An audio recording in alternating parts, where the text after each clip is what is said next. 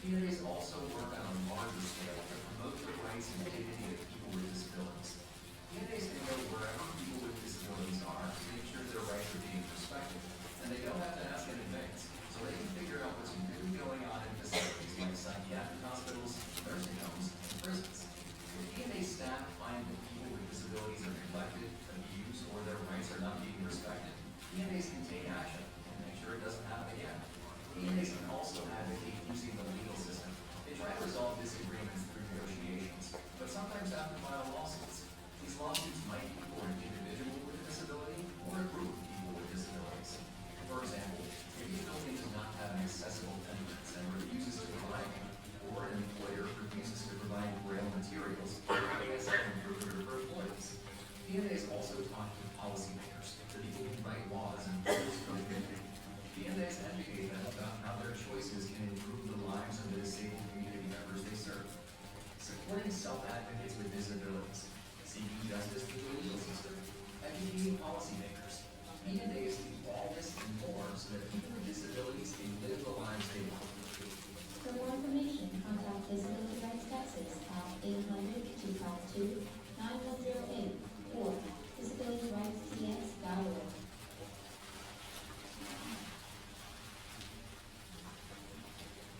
So that is a little bit about the overview of what a PNA is. But the services we provide is direct access to legal services for people with disabilities. So specifically on my team, I handle education, K through 12. But we also have different issue teams of attorneys and advocates who handle accessibility, alternatives regarding to community integration, disaster resilience, early childhood intervention, employment, healthcare, housing, institutional rights and civil liberties, transportation, as well as voting. So depending on what issue a person with a disability is facing will depend on what, which team from Disability Rights would respond. So let's talk a little bit about mental health in schools. According to the TDA, 1 in 6 school-aged youth experience impairments in life functioning, and including impacts on academic achievement due to mental illness. This number increases as students get older. So 1 in 6 when they're younger, and then that might double 2 to 6, 3 to 6. So do schools recognize mental health? Schools can be a tricky environment, right? I think everyone in this room can agree it can be difficult for a student. Things move fast, and students may feel powerless. So the TDA has addressed this issue and is working towards a solution. So in 2020, the TDA launched its first statewide plan for student mental health in Texas. The agency adopted goals and objectives for a 5-year plan that's guided them through this past academic school year.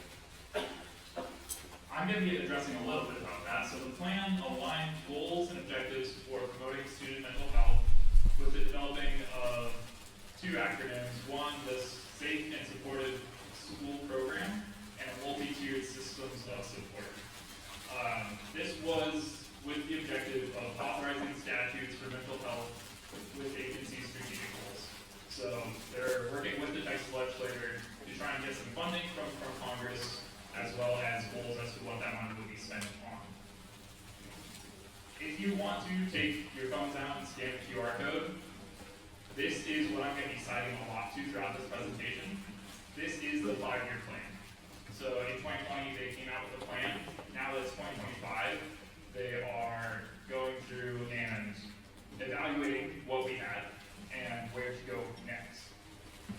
So it's definitely a great start, but we have lots of work to do.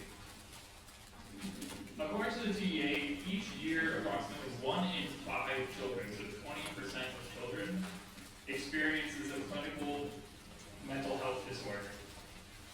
The downside is it takes on average 11 years to identify a mental health condition for a child. So 11 years to figure this out in a child, that delay in identifying is going to increase the risk for intervention. So approximately 50% of the students with a mental health condition will drop out of school. So this is why TA is involved, right? That's what kind of gives them the authority to address this. Because this is an issue that does happen on campuses. And whenever there is a mental health intervention, 70% of the time, that student receives it on campus. So many students and families do not have access to the adequate mental health services, and the need for mental health supports is on the rise. I'm preaching to the choir in this room, but it can be difficult to get access to supports. Just so I know the audience, someone raise your hand if you are a mental health provider. Okay, raise your hand if you're like faculty for a school. Okay, raise your hand if you are like oversight, like admin. No, okay, a few, okay. Anyone I missed out? What else do we have in there? Yes. School resource officers, very important, the ones who are doing the interventions when it comes to it. Anyone else in the room? Counselors, yes. Okay, so you guys are the experts on this. But people like me will come in whenever the students need help advocating for themselves. Okay. So behavioral health includes student behavior needs, substance use prevention, abuse intervention, as well as mental emotional well-being. That may be co-occurring concerns for adolescents with mental health crises. We've heard this, since the beginning of the pandemic, mental health has been on the rise. So it was good timing that in 2020 the DA did start this project, but we are playing catch up a little bit. So I wanted you guys to take a look at this. This was from 2017. In 2017, 17.8% of students had seriously thought about committing suicide. 14.5% had made a plan, and 12.3% actually attempted. So this is a staggering number, and that was from 2017, so odds are those numbers have increased. This comes from the reporting, so DEA was investigating this and has produced this. So they're aware of the fact and are trying to implement things to address this issue. In Texas specifically, we see that there is a higher rate amongst the national average for students who are attempting suicide. And so this was from 2001 through 2017. Texas is higher across the board from the national average. That's correct. So what do our legislators do? As part of the 5-year plan, there was a statutory change, so the education code had changed to ensure that all students have adequate access to mental health resources. So that is now, there's law that says we're going to provide mental health resources for adequate access. And they're going to be developing a statewide plan to do so. Well, what does adequate access mean? The working definition so far is that adequate access means establishing a continuum of mental and behavioral health services and supports. So that's looking like prevention, early intervention, and intensive intervention, such as wraparound services and/or access to treatment and recovery in a positive, safe, and supportive school climate. So that's and those are going to be available at the school or in the community. So the TDA has come up with a mental health framework. I thought it was a good graphic to try and illustrate. But this is what TDA is trying to do to impact this, right? They're starting here with teaming and planning, and then they're going to see what needs assessment and resource mapping. That's like that developing 5 years ago of like, okay, we need to figure out what's going on, the research into it. Now you're getting into early identification and screening. So that is, we heard that it takes 11 years to identify children. Let's get that earlier, right? So we can cut down that identification time. Mental health promotion and prevention, leading into early intervention and access to specialized services. The biggest thing though is you need funding and sustainability, right? I think every organization struggles with funding. And then that will lead into monitoring progress and measuring impact. This will then lead into, this is the top of that same flyer. They are hoping that this will lead into a 3-tiered approach to mental health. There will be universal interventions. Every student deserves access to mental health, and if we can capture it widespread enough, it won't increase. Then targeted, and then the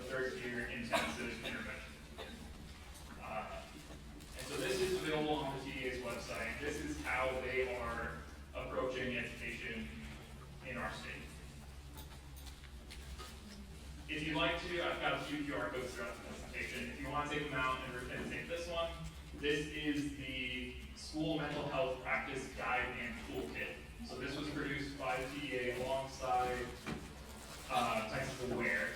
And it is a good toolkit to give you resources in addressing mental health in schools. And this was developed in September 2021. So that was then, and let's talk about now. 5 years ago, they started that plan with a 5-year progress report. Now, we are addressing what to do for the next 5 years. So the 5-year plan that TEA put out for starting this past January and going into January 2030, you have an implementation of 3 goals. The first is to develop and implement methods to objectively measure progress. So they want to measure what's going on, but we need to have methods to do so. I mentioned before, we're kind of playing catch up. We got to figure out how to capture this. We know there's an issue going on, but how do we figure out how to accurately measure it? The second is increasing the availability of mental health interventions with the school and with resources. And then the third one is to increase the availability of referrals for students and families to specialized services for students outside of school. So we knew that they were going to approach it on campus and in the community. That's that second part. What they're looking at for the next 3 years is, without legislative action or additional funding, here's what they can do just now for free, essentially, is to gather more data that they're allowed to under the current funding, collect that data and report it, and then schools will get access to that data.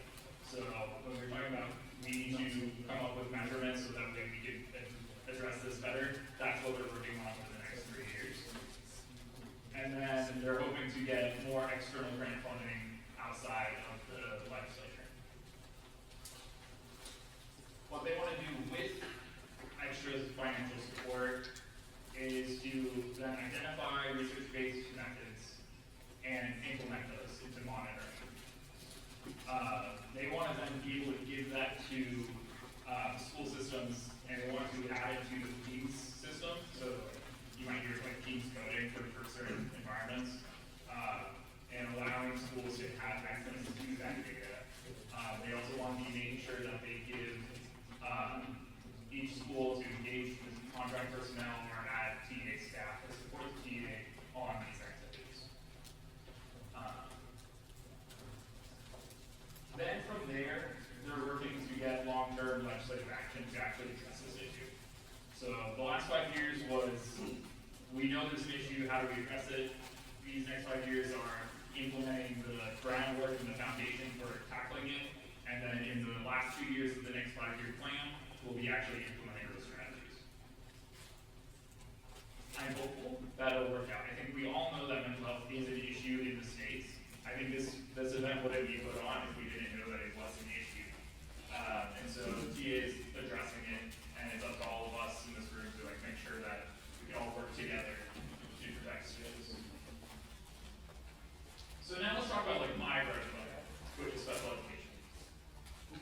So mental health is not always thought of as a disability. I think a large part of that is due to the stigma against mental health, as well as the stigma against disabilities. That being said, as part of our work, we advocate to recognize the agency of a person with a disability. For example, we use people first language. So Tim, a student with autism, rather than the autistic student Tim. We want to identify who you are, not your identity, not your disability as your identity. I want to play this. You guys have probably seen this TikTok.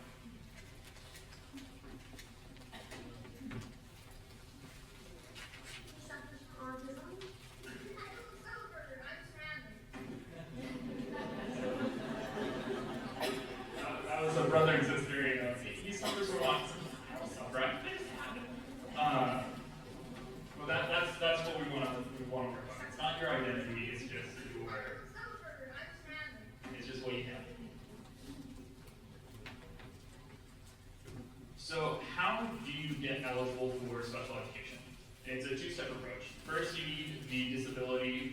diagnosed by a medical physician. But then the second that people often don't realize is you need an educational need for specifically designed instruction. So, for instance, a student who has autism may do really well in school. So they have a medical diagnosis of autism, but there's not that educational need to change the materials to better educate that student. So without that educational need, we have issues that, there's not deemed eligibility for the student. So two-step approach to get it. I want to highlight a specific wing for special education students. So in order to be eligible, there are 13 categories for special education. One of those categories used to be referred to as an emotional disturbance. And so if you had an emotional disturbance, that was how you were eligible for special education. Over this past summer, there was a big push for the TEA to recognize the name change. And starting with the 2024-2025 school year, they have implemented that. And it's now, we're referring to this as emotional disability. I think the name change is important. Same with how we're talking about people first language. Language matters in how we address people, especially who are dealing with mental health struggles. So the distinction may seem small, but instead of calling it a disturbance, it is just part of your disability, that it affects your emotions. So, per the TA, a student with an emotional disability is one who has a condition exhibiting one or more of the following characteristics. And so I've thrown out the characteristics up there, but this is oftentimes where we see students who have mental health issues in schools will fall under this category of eligibility. And that's where you start to get a little more rights as to what the student has access to and protections in the school system. So these are the 13 categories. So besides emotional disability, these are the other categories for getting eligible for special education. We've got a few catch-alls in there, like other health impairment. Students with ADHD often fall under other health impairment. Same with multiple disabilities, as well as non-categorical early childhood. So if you're younger, we might not be sure yet what disability the student has, but we know there's so that's the category also. So why is this important for schools?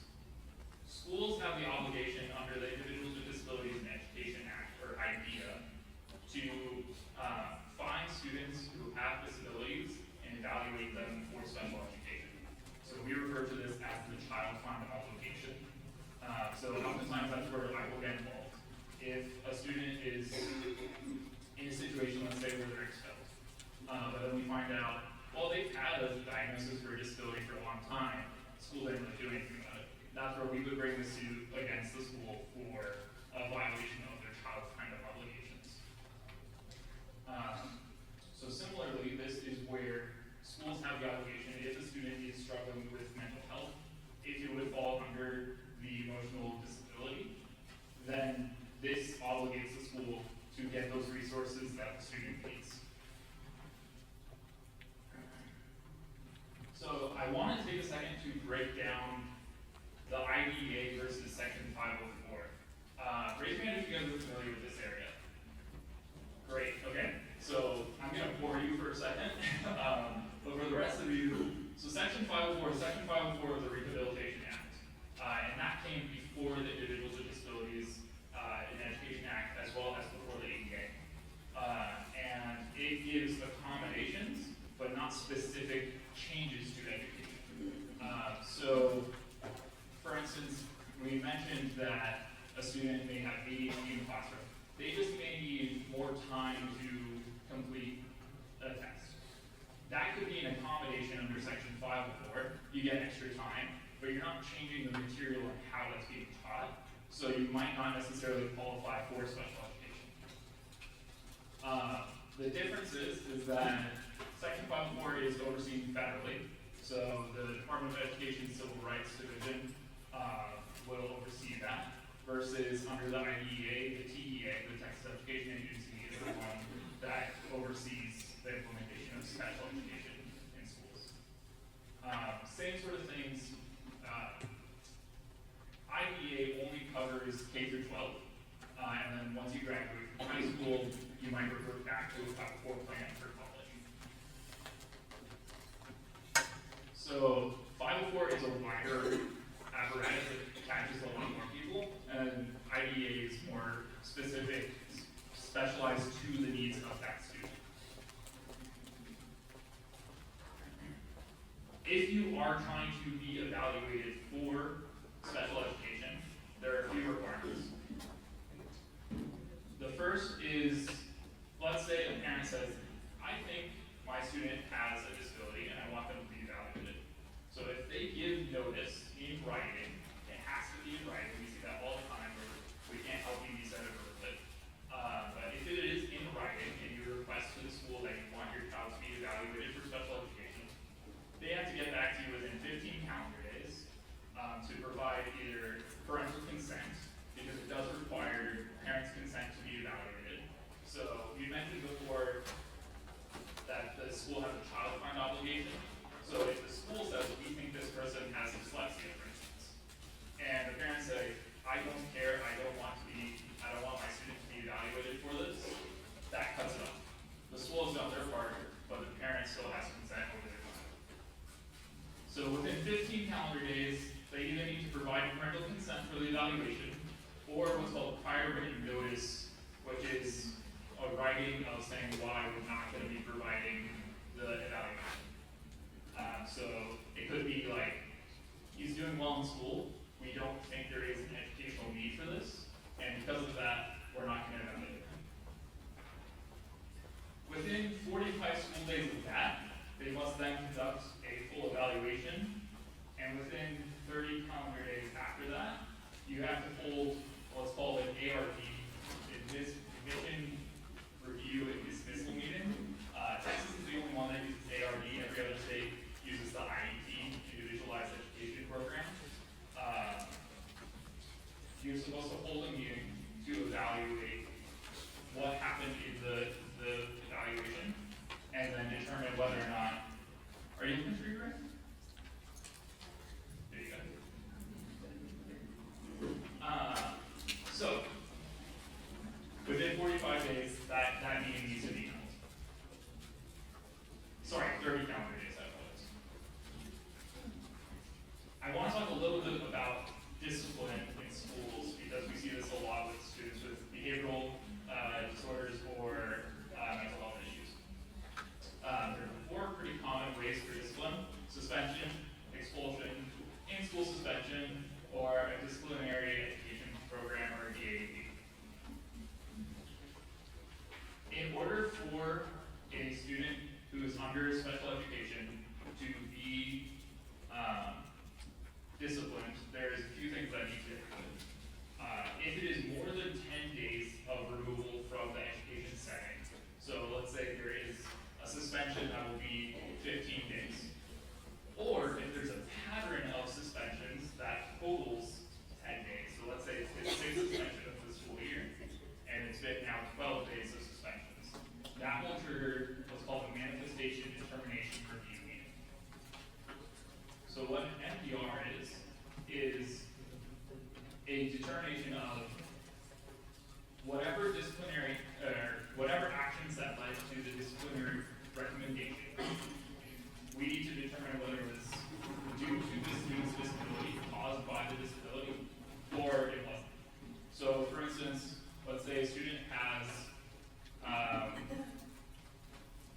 a behavioral disorder and accidentally strikes out against a teacher. Well, that's a closer call of were they striking out anger, or was it due to the disability? Was it manifested from the disability itself? Now, let's say a student has dyslexia and spray paints and walkers. That's a lot harder to say, well, is the dyslexia that causes spray painting? But we do put this as a check to make sure that schools are doing what they're supposed to. So there are 2 questions that are asked in an MDR. The first is, was it a manifestation of the disability? And then the second is, did the school follow its individualized education program? So the IEP that is planned around the student. This may include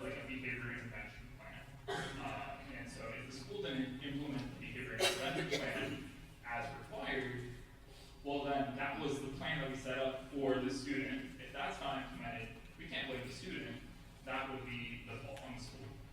Now, oftentimes, we'll get an answer to yes for manifestation, and we kind of just forget about question 2. It's much harder to win on question 2 versus question 1. But if you answer yes to either one of them, then it would be discriminatory to discipline this student because of those actions. If the answer is no to both, then you start treating the student just like any other student who does not have a disability. So for instance, the student with dyslexia who's breaking lockers, you would refer them to discipline the same way. I also want to highlight alternatives to guardianship.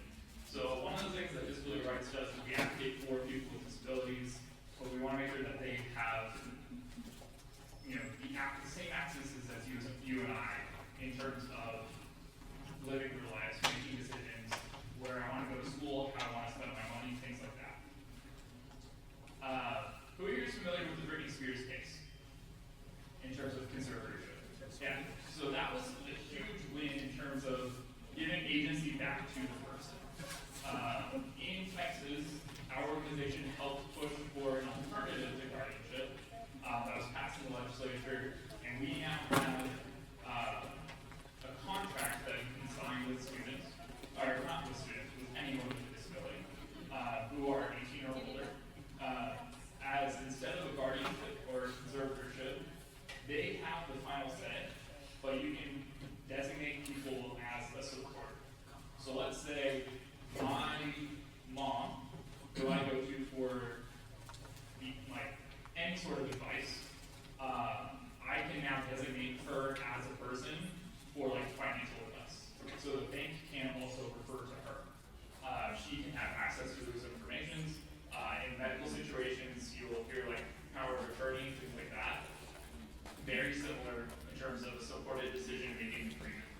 It's essentially a contract saying, I am designating these people to help me make decisions in my life, but I have the final say. And so that still empowers the person, but gives them also the ability, recognizing that there may be a need to not just throw someone in the deep end once they graduate from high school, but also still supporting them to make certain decisions.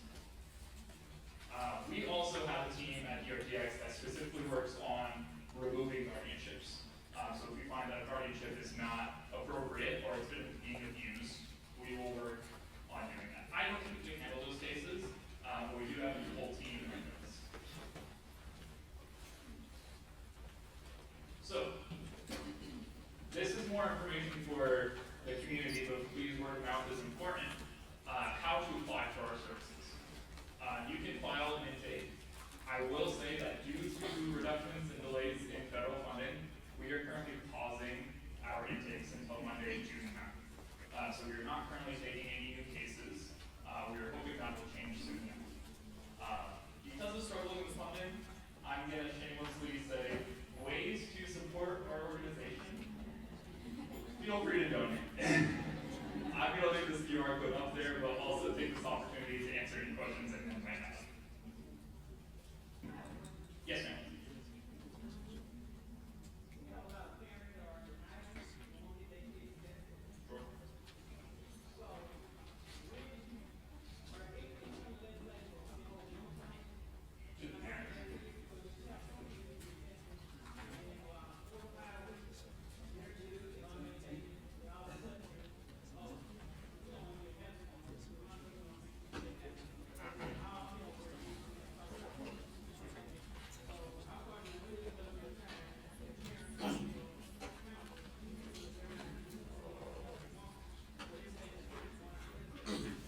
So the question for the room was, there may be a situation where parents will refuse help or assistance, so there has been intervention, but then there's work that people may need to do. So the question was specifically about, is there anything with the legislature that could hold parents accountable?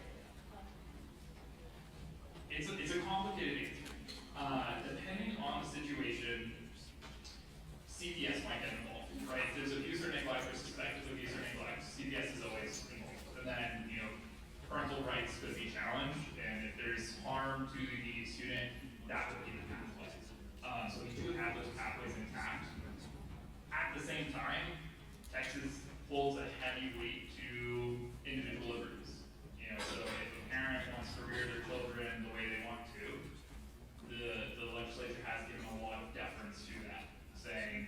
If you don't want your child to take meds, so long as it's not abuse or neglect, we're gonna allow you to do that.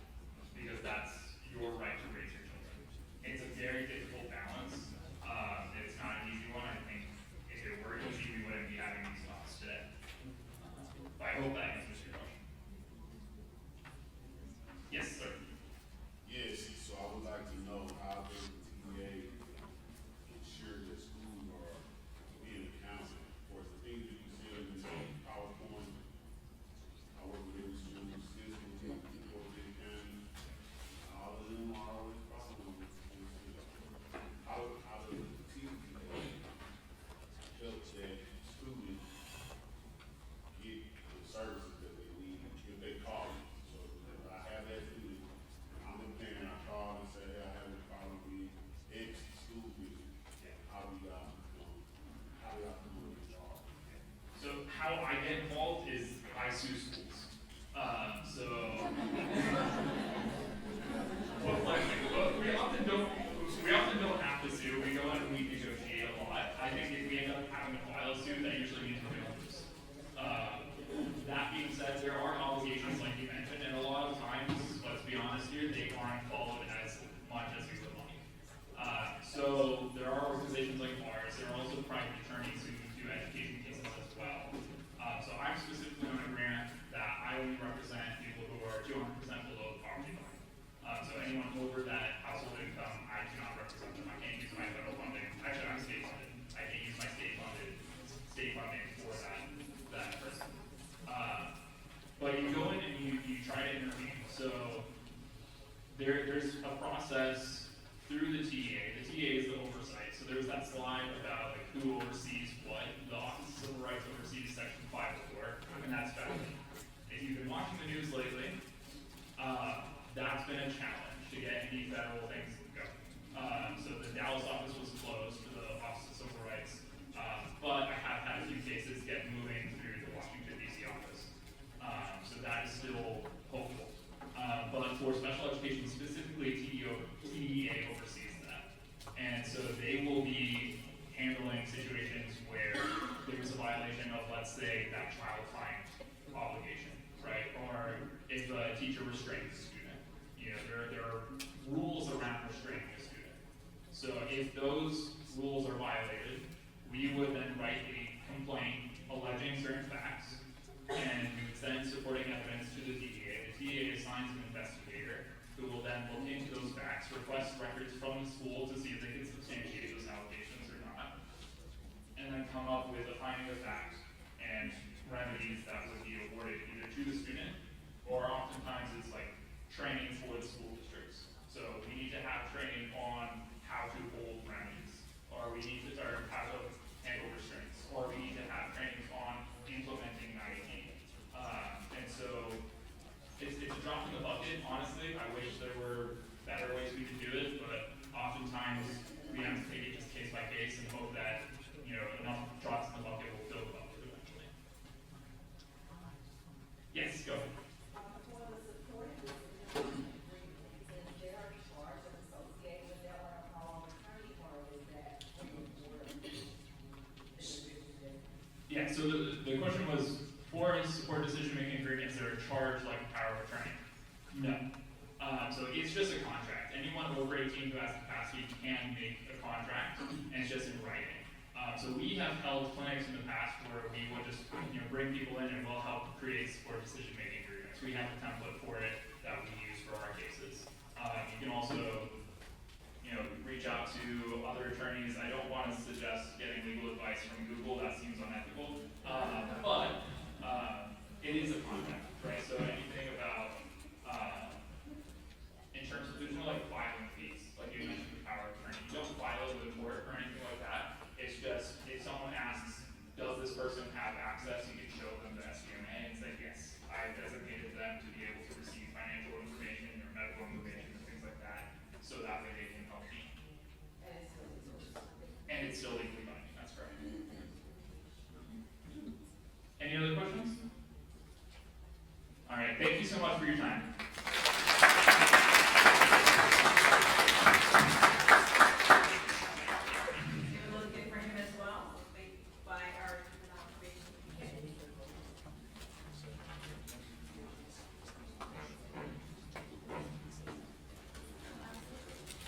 afternoon, everyone. My name is Tracy Gowan. I'm the clinical director at Park Prevention and Recovery Center. We have been serving the Houston area and the greater Houston area for over 43 years. And I just want to talk to you about a little bit about our services that we provide to the community. So we have an adolescent program and an adult program. For the adolescent program, we serve patients ages 13 to 17. Now, every patient that comes to treatment at Park needs to have a substance use disorder diagnosis as primary. I would say about 95% of our kiddos do have a dual diagnosis, meaning that they have a substance use disorder as well as a mental health disorder. So that's anxiety, depression, bipolar disorder, schizoaffective, etc. And we are the only substance use facility that I'm aware of in Houston that detoxes our adolescent patients. So just to make sure that everyone knows, someone can actually die if they try to withdraw themselves from their own from anxiolytics as well as alcohol. So it's super important that everyone gets the help that they need to be able to go through the detoxification process in a healthy manner. So length of stay for our adolescents is about 30 to 31 days with residential. Sometimes our kids will be placed in the detox level of care first, obviously what we talked about before. We want their withdrawal to be safe. And then detox, I want to make this clear, is not treatment, is not recovery. Detox is literally getting those toxins out of your body. The recovery piece is where we talk about the nitty-gritty. Why are we using drugs? A lot of patients use drugs to change how they feel, to not feel right. So it's important that we get to the core of why someone uses. I really am proud that Park, we partner with Archway Academy. Anyone here heard of Archway Academy at Stover High School? Excellent. So their prime campus is in the medical center. Well, we have teachers at Park that are associated with Archway Academy. We also have Archway Academy liaison that is a licensed clinician as well. And the beautiful thing about that is that they combine the education piece along with the recovery piece. So Archway Academy at the medical center, they will give their students urinary drug screens. We have recovery coaches. There's clinicians as well, because we all know the best way to treat substance use disorder is with a multidisciplinary treatment approach.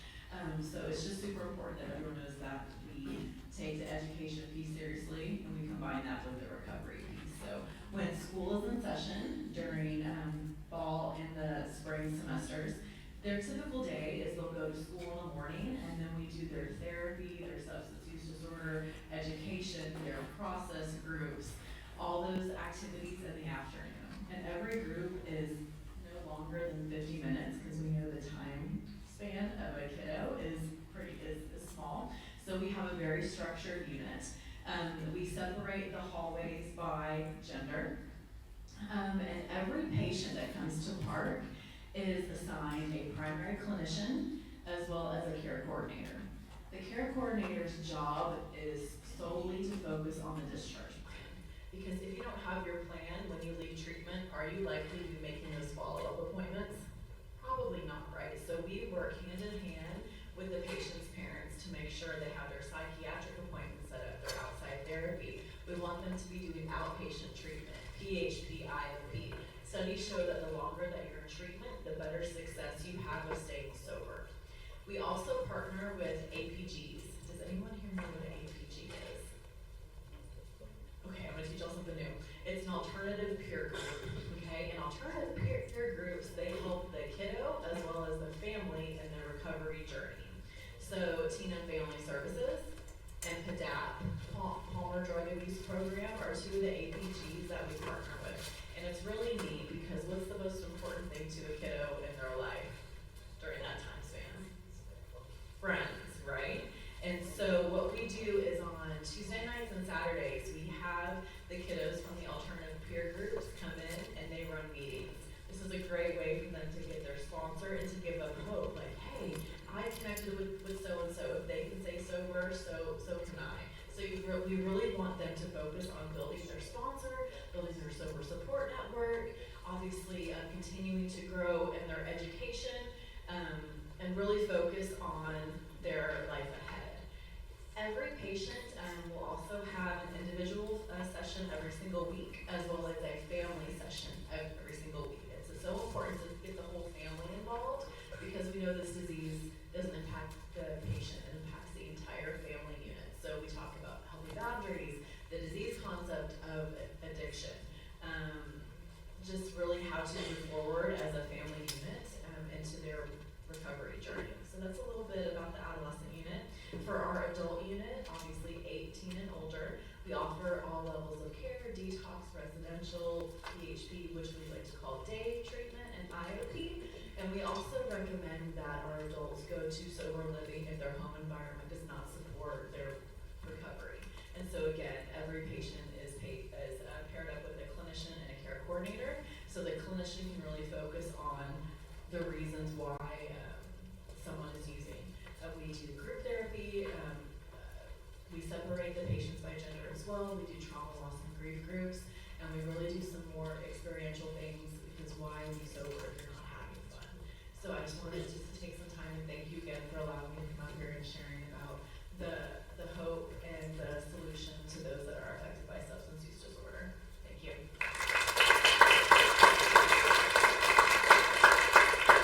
I know some of you came in a little bit later in the morning, and let me just reintroduce myself for those of you who I didn't meet or doesn't know me. My name is Julie Matthew. I'm the judge of County Court of Law No. 3 here in Fort Bend, and we are a general jurisdiction court, which means we handle civil, criminal, probate, mental health, guardianship, and one of the things that I really enjoy doing is the juvenile court. And in 2020, I had the privilege of starting one of the first juvenile intervention and mental health court in Texas, and to be able to do that in Fort Bend County has been my privilege. And one of the things that I really want to thank somebody in this room is Judge Louis White. He has been instrumental in regard to our juvenile kids, and I just want to take a moment and have him come up.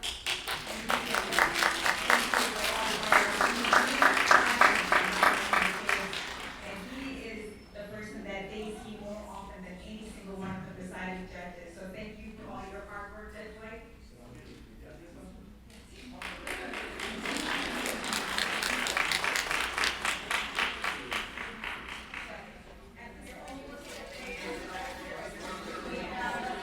Dr. Almeida from our Fort Bend County Behavioral Health Services, who will be speaking to you about the needs of mental health in various settings across the county and addressing those, how we're addressing them. She is a licensed psychologist and a specialist in school psychology with 40 years of experience working with children and adults with disabilities. She serves as a commissioner on the Texas Judicial Commission for Mental Health and has been involved with several organizations throughout the years serving children, adults, and families. She is my go-to whenever I have a question. We appreciate her hard work, and she's going to thank you.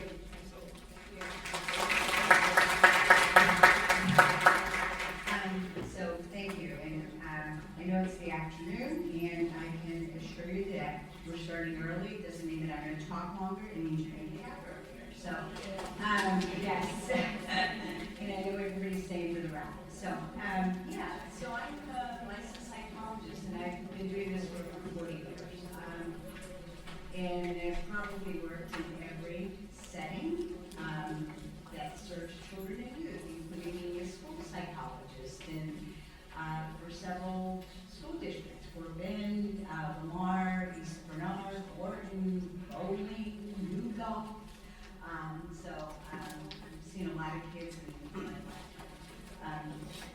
as a contract psychologist. I was also, I believe, maybe the first contract psychologist for Fort Bend juvenile probation about 32 years ago. So I used to do home visits over in Rocky Falls and go see kids and do groups and juvenile probation and assessments, and I love that work.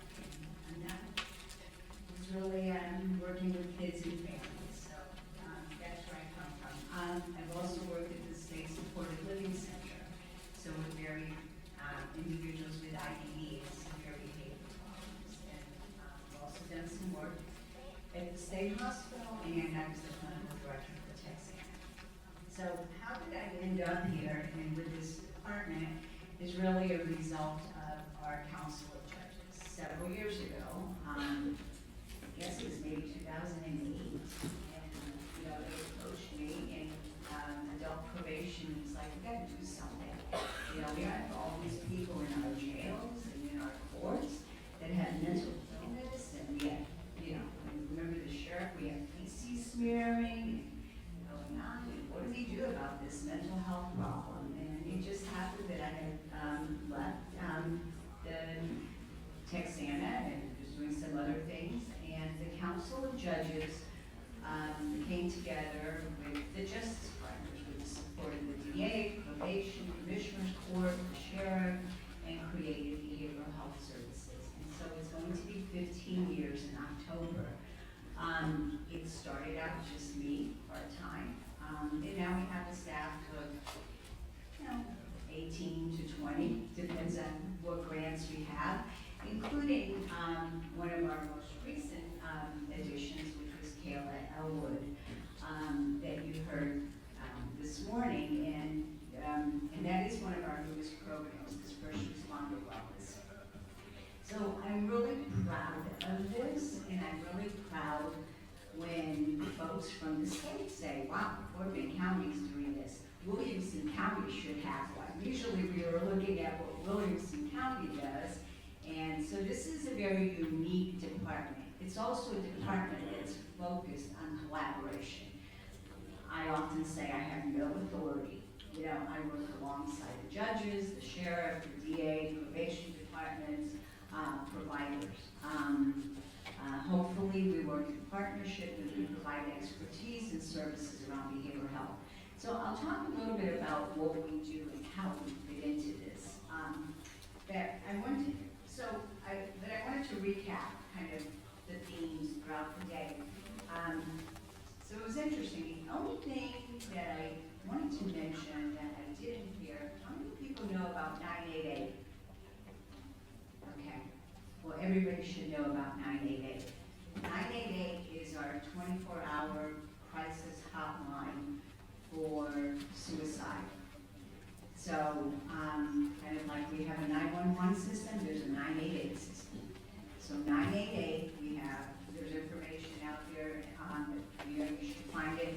We also have little cards. The 988 is something that everybody should know.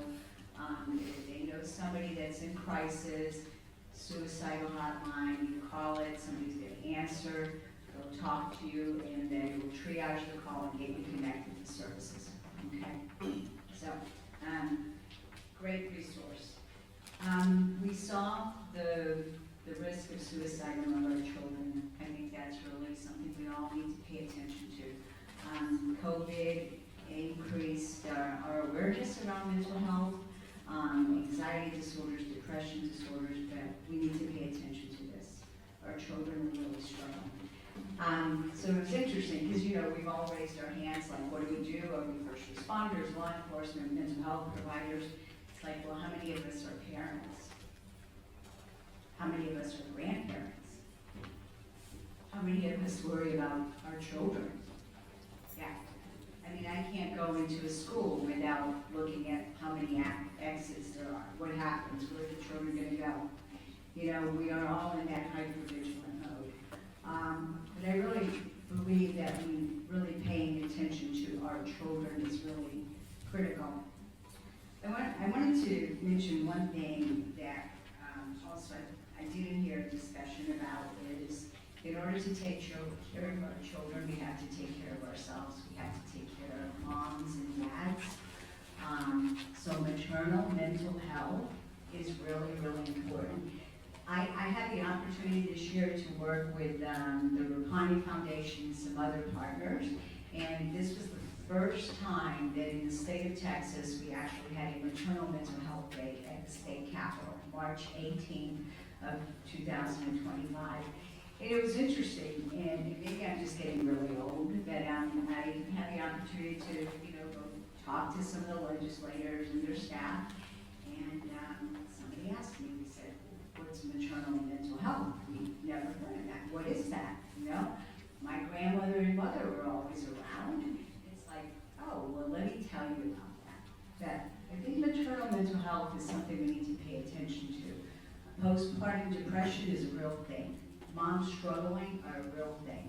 And so, if we really want to take care of our kids, we really need to pay attention to the parents' capacity to take care of their children, and especially maternal mental health and prenatal care and postnatal care. So, and maybe it's because I have 3-year-old granddaughters, but, so a couple other things that I wanted to emphasize. We heard about people first language. I mean, just really emphasizing the language, the words we speak, and I was trained in this, and I hope that I convey this to my staff and to everybody there. It's people first. Nobody chooses to have a mental illness. They should not be defined by their mental illness. They are a person, and they have a condition. And our role as providers is to help provide services to deal with that condition. I think that was great, that little video about the child that was on the spectrum, right? It was like, you suffer from autism? It's like, no, I have autism, or, So I think also the language, I never say what's wrong with you, it's like, what's happened to you? What's gotten you here? If you change the dialogue, like when we're interviewing people or meeting with people, it's like, well, how'd you get here? I mean, nobody chooses to be in the criminal justice system. Nobody chooses to pretty much come to behavioral health services. Because when they come to us, they've been referred to the courts or CIT or the sheriff's office or something. So I think it's really important how we look at that. I mean, everybody has talked about trauma or learned about trauma, looking at things from a trauma lens, but really thinking about how we interact and the words we use when we're talking to people, and how that really changes the dialogue and opens up that ability to connect with somebody. So, especially those of you that are working with juveniles, it's a little hard to connect with young people. So, so we talked about that language. I forgot who were the presenters. Oh, the presenters from the state. I thought it was great. The DBC doing the best we can, and can do it. And how can we do it a little bit better? But it's like we're in this field because we care, and I think we all doing the best we can. There's a lot of reasons sometimes why we can't do better. Funding, of course, and policies, and just the burnout. Kayla did an amazing job talking about, no, you cannot hire Kayla. She's really where she needs to be right now. It took a lot of work with the sheriff's office to get her over here, so you can borrow her. Kayla is available to do workshops and go out to the community and, really with our first responders, so she is amazing. But Kayla also brings to us something that's very important, the lived experience. So Kayla, lived it. She knows what it means to be out of control for 13 years. She knows what it means to struggle with things that were very difficult to her. And she brings that passion and that lived experience to her work. And so it's interesting because we talk a lot about that, but the lived experience of these youth, the lived experience of people in the criminal justice system, the lived experience of people that have had a parent that's incarcerated, the lived experience of somebody that's been incarcerated is so valuable, and we need to bring them to the table and listen to them because we can learn so much from that. The collaborative, you've heard me talk about that forever and ever. That was interesting, and we are looking at that. I'm actually trained in that sequential intercept model, because I look at systems and I look at continuum here, but do you remember Matt Smith, who's now with TJJD? He talked about keeping kids shallow, in the shallow end of the system. And I love that, because it's like, how do we keep them from going deeper? Because if you go deeper, it's going to take you longer to get back up to the top. I mean, that's what happens. If you can support kids and their families, if you can support kids in their communities, and I'm not saying not all kids, it's better for them because they stay connected. If we have to send them out of state, if we have to send them into residential placements, if we have to put them in group homes, it's going to take a lot longer to get back to to that community, to that place where they maybe belong.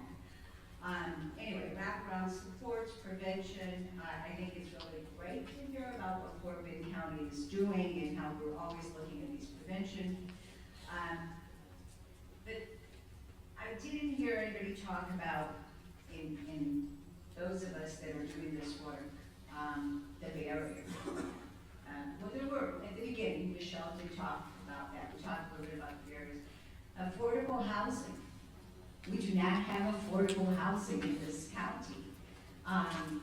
So even for people that have jobs, you know, there is, affordable housing is a problem. So just think about what happens when mom or dad get incarcerated and they're the main breadwinner in that family. What happens to that family? They get displaced, they have to move into relatives, they go to different schools. Well, it was great if they were in special ed and got connected, but then now they just had to move, right? And it's gonna take them 45 days before they're even identified and can get reconnected. That is a problem, okay? Affordable health care. I mean, I'm a licensed psychologist, and I guess there's only 1,600 of us in the state of Texas, and a lot of them don't take our insurance. You know, and that's one of the reasons that we've actually created Careless Position, because one of the things that we realized was our EAP program was really not adequate, and I don't know if it is now, Kayla would probably say not still, to meet the needs of our first responders. So that is partly why Kayla's position was created. But we need to make sure that there is affordable health care, that people know how to access, that people can afford the co-pays for health care. And then there's child care. Child care is very, very expensive. So again, supporting children and making sure they're safe. We need to have a safe place for them where they're nurtured and they're educated. Summer programs. Where are the kids during the summer? I know that those working in law enforcement and juvenile probation, and of course, our juvenile probation department, I mean, has exposed excellence, mentorship programs, and there are a variety of programs. Those are so critical for our youth. I already talked about parental supports. The other thing is transition services. I guess I've been doing this for a long time, and I've seen too many cases. I had one case, probably spent $1 million in services in the CPS system. I am also the chair of the advisory council for the Department of Family Protective Services at the state level, so. But this was years ago. I was working with the youth, and probably had spent about $1 million on services in a child between out-of-home placement and therapy, and then he aged out. And there was nothing. Or they transitioned back to the families, and then there's nobody to pay for those other services. So really looking at these transition services when kids age out of our system. We've seen that several times when sometimes we actually keep them a little bit longer than maybe we should, so that they can get the support that they need. Okay, so I'm gonna go talk a little bit about PHS. Let me see how I'm doing time. Okay. So back to Kayla. She talked a little bit about, a lot about self-care. I love your breathing exercise. And the burnout, the regulation, one of the things for me is that importance of the self-check-in. You know, how am I today? This morning wasn't really feeling that great, at night, some physical problems, it was hard. But just kind of being aware of how we are on that day. The other maybe just a little thing that I learned in TBRI. How many of you have heard about TBRI? Trust-based relational intervention, right? Yay! Deputy Deeper is one of our trained clinical practitioners. I think the only law enforcement in the state of Texas. No, now it's more. Oh, there are. Okay, thank you. But one of the things is asking, not telling. And it was interesting because how important it is. We always tell children, like, you know, ask, are you telling or asking? You know?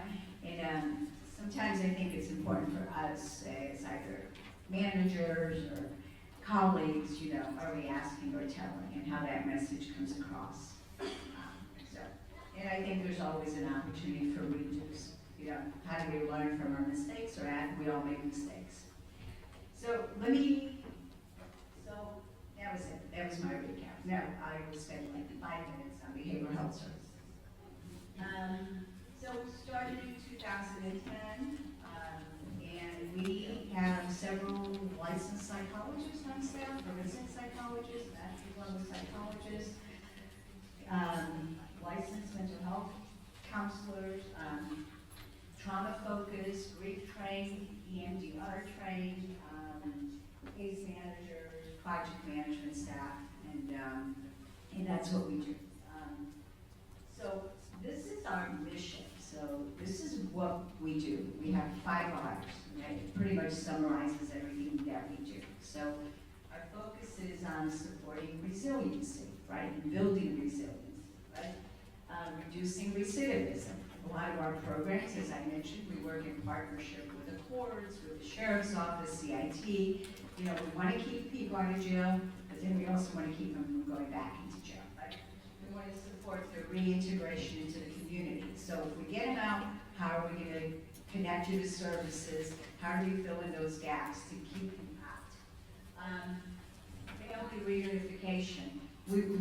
We actually have a project, that's how we started, that actually works with young children, birth to 5-year-olds that are in the CPS system. It's called our Infant Toddler Court Initiative. So we're one of the few places that actually focuses on that parent-child relationship early on. So really supporting kids and families early on. And then recovery. This is what we do, and then I'll talk a little bit about one of our most recent programs, two of our recent programs. So the forensic psychological services, I don't know if you know this, but we pretty much do 99.9% of all the court order evaluations for the adult courts in Portland County. So we do the competency to stand trial, the sanity evaluations, psychological evaluations, bond conditions, mental health court. So about 500 court order evaluations a year. Probably this year more closer to 700. First responder wellness, very small but very important program. We have trauma focused and child services, diversion services, therapy services, and wraparound supports. Every grant that I write is going to have some wraparound supports. I even have one from the federal government that allows us to have food vouchers. I don't know how I did that, but it's important. So we get people to services. We use Uber, we use Forbid Transit, we pay for emergency motels, we do rental assistance, we pay for air conditioning bills. If I have a grant, that's not counted. That's if I have a grant, because those things are really important. So just really quickly, because this is about juvenile. So one of our, mindful of time. I think on your, we left a brochure, so if you want to know a little bit about behavioral health services, and you can reach out to us. So there's a one-pager, some of you have this on your table. So I just want to talk very briefly about one of our programs that we just finished it in December, and it was called the Focus Youth Program. Now, we still continue this. So Deputy Deaver works on this program. Well, we borrow him, he's with the Sheriff's Office, but he helps us. He's our key trainer for this. And then Kim Galloway is the clinical care coordinator. She works a lot with our truancy courts.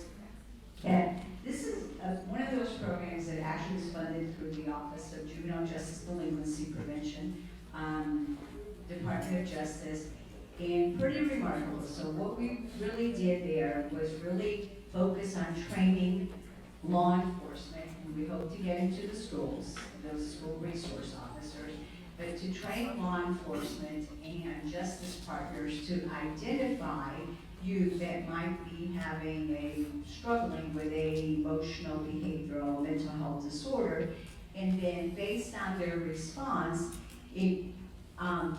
there's the law enforcement, the person completing the survey will get a response that says connect with DHS. All of it is voluntarily. I mean, of course, the family has to agree, or if they're really in crisis, then it's basically like, activate your crisis response. What's been fascinating about this is that it's the survey that's 15 questions, right? And these are hard questions to ask, but these are very, very important questions, and I would love to see this used further. We have data on 250 youth, and one of the things that we saw was how this was so powerful in identifying kids at risk. Kind of like, this is completed by non-clinical people. But again, it's law enforcement that are trained or justice partners that are trained because they know how to observe and assess the situation. And what we found was that most of the kids were struggling with anxiety, depression, right? But then we had some that were having some psychotic features. Substance abuse is always underreported, suicidal ideation. Again, I'm just sharing that information with you. If you want more information, you can reach out to us. But it's a great screening instrument for non-clinical folks. It could also be used by clinical folks, but great program. Okay, the other program that I wanted to mention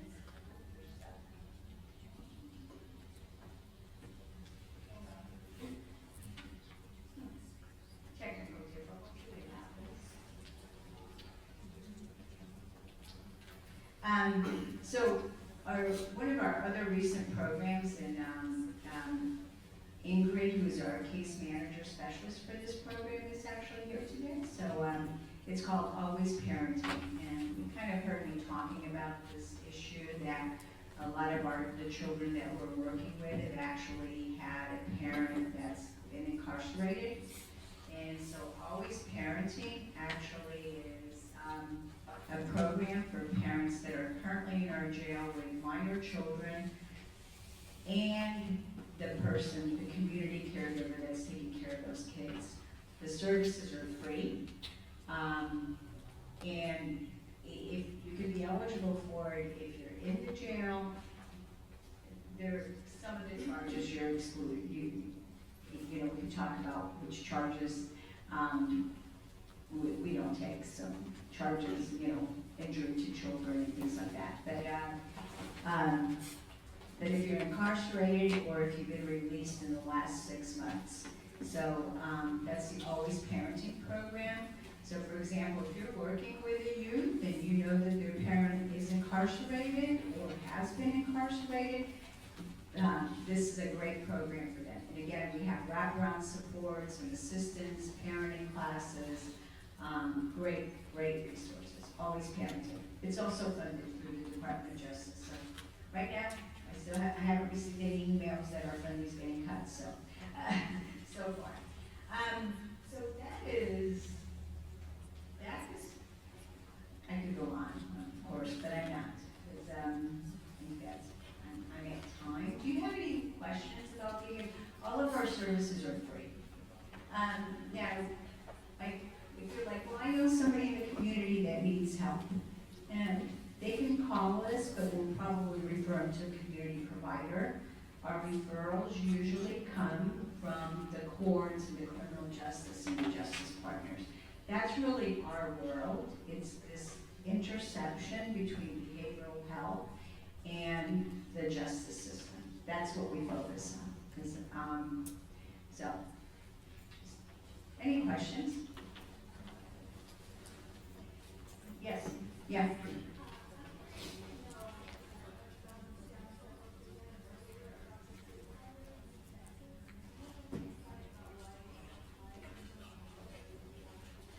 I know. Yeah. Yeah, I could. I think when you look at suicide rates, you really have to look at which groups you're looking at. We've seen an increase among the younger population. We've also seen an increase in the geriatric, the senior population. So certain ethnic groups are more at risk than others. So I have to do a deeper dive into that. Any other questions? Thank you.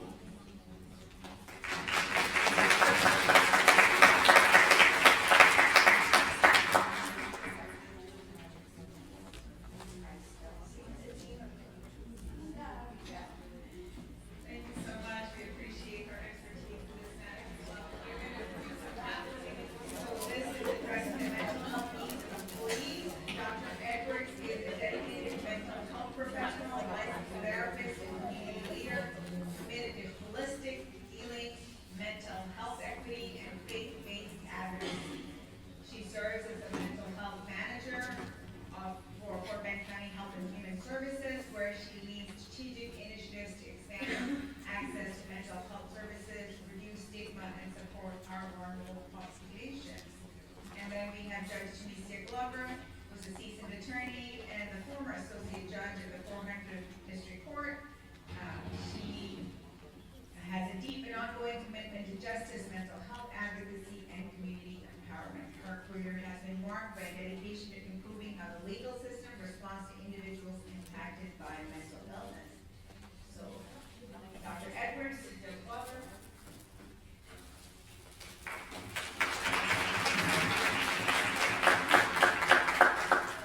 We heard the deep side, so we know that you're back and ready to go. And we will be very brief. So I am Dr. Barbara Edwards. I am Judge Tunisia Glover, and as Judge stated, we are here representing the Fort Bend County Employee Mental and Behavioral Health Task Force. And so, at the end of the day, I'm sure you all have heard why mental health is important and why it impacts and how it impacts us. But really, the task force is increasingly more important because we affect employees' overall well-being. As well, we want to support productivity and performance. As we support mental health in the workplace, it leads to better morale, retention, and performance.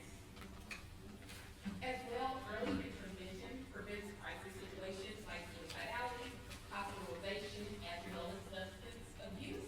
And it also reduces long-term costs to healthcare systems as well as our community. Also, addressing it reduces stigma and encourages healthy behaviors.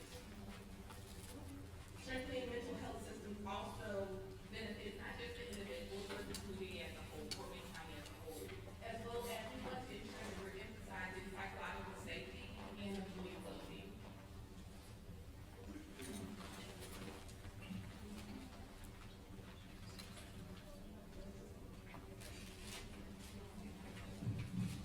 There we go. I'm better with the mic in my hand. All right, by the nature of us being here today, we already know that thousands struggle with mental health illnesses each day. We actually conducted a study that determined that 46% of respondents indicated that they had had a mental health illness in their homes within the past year. And so one of the challenges that everyone faced was the adequate resources. Particularly, there was a provider shortage, being that there was one provider for every 1,200 residents in Fort Bend County. So we want to definitely, Fort Bend County wants to be committed to prioritize mental health, wellness, and not just for the people that we serve, for the county employees too. Because the question becomes, who helps? So we've been trained all day, everybody's been talking all day on how we do our jobs more efficiently in the mental health spectrum. But who trains the trainer? Who helps the mental health professional? Where do they seek help? And so that is, that was the impetus for the creation of the Mental Health Task Force. So in 2023, a collaborative group came together to come up with, to identify some key strategies and to identify the needs that we have within the employee spectrum. We established the Fort Bend County Mental Health Task Force. It actually just became official through Commissioner's Court on May 13th, 2025. The goal of it was to determine what mental health and behavioral health needs that the employees have, and key strategies to address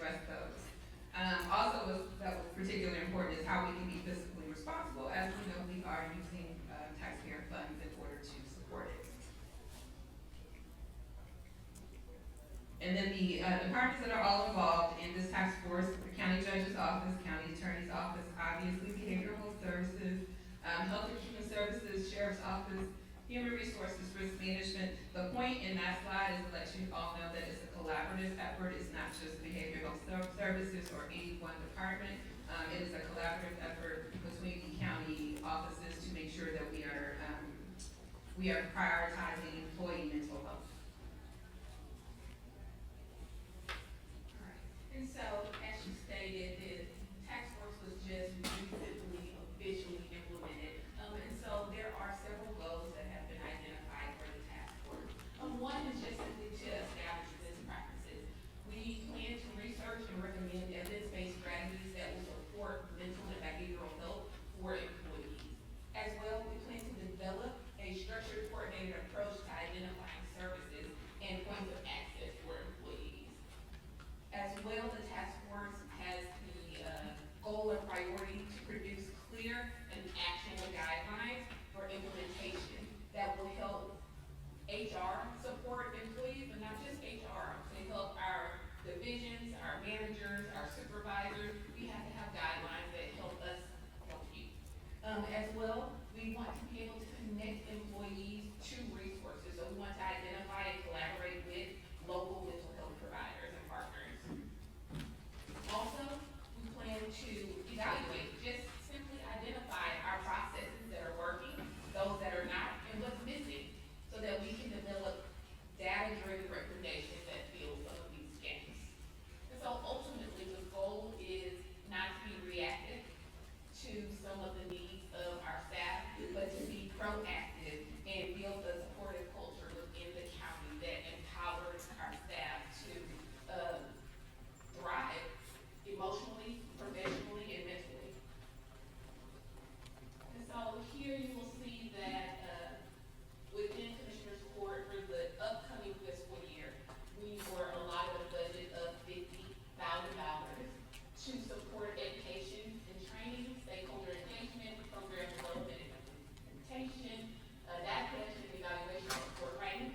However, it's important for us to know that prior to this, we were already doing the work with support, significant support for behavioral health services. We were able to begin providing mental health first aid training within the county to employees, as well as we have, I believe it's 14 or 15 mental health first aid facilitators that were trained. So we have employees like Deputy Beavers that can go out and train within the county other staff members on mental health first aid. And so then lastly, just to ensure transparency, accountability, and ensure that we continue to align with the county's goals for mental health in regards to staff, we report directly to Commissioner's Court. Any questions for us?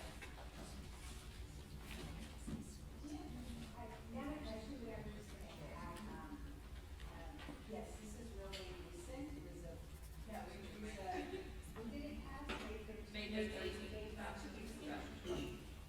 And also that budget, it's not like one designated for one agency. It really, the request was that this goes into kind of this pooled funds that then can be accessed by various departments to really address needs that come up. So I think that was, you know, kind of very strategic in our part, but kind of a new way of doing business, even at the county level, where it's focusing on that collaborative to serve